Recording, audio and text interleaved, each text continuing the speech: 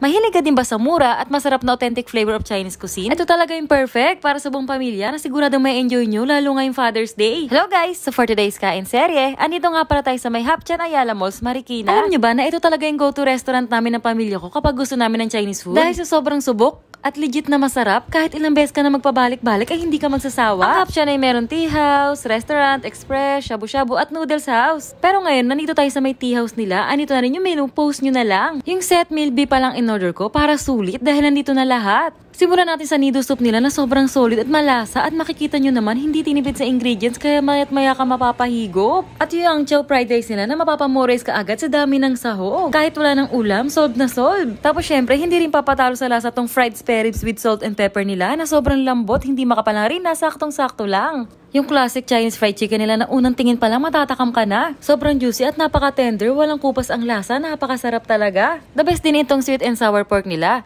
Naghahalo yung tamis at asim, saktong-sakto yung pagkakatimpla. Ang crispy ng outside and ang tender ng pork inside. At isa pa nga sa mga gustuhan ko ay yung kanton nila. Ganito kasing gusto ko sa pansit, yung medyo masabaw. Samahan pa na maraming sahog kaya paniguradong mag-e-enjoy ka talaga. Tapos meron ding fish fillet and tofu na kasama. At ito na nga ang pinaka-favorite ko sa lahat, ang pinakamasarap na hakaw na natikman ko. Sobrang juicy niya inside at kahit lumamig ay sobrang lambot pa din. Kung makikita nyo, napakadaming shrimp sa loob at walang halong biro. Sobrang laki, samahan pa ng chili garlic nila na masarap. Tapos itong Chinese chicken feet nila na sobrang lambot, nahihiwalay na yung buto sa laman, sakto lang yung tamis, hindi nakakaumay. And lastly, syempre, pwede bang mawala yung ube buchi nila? Na grabe, sobrang amastray, hindi siya ganun katamis, balansi lang lasa, tapos sobrang lambot pa. Hanggang susunod na kain serye.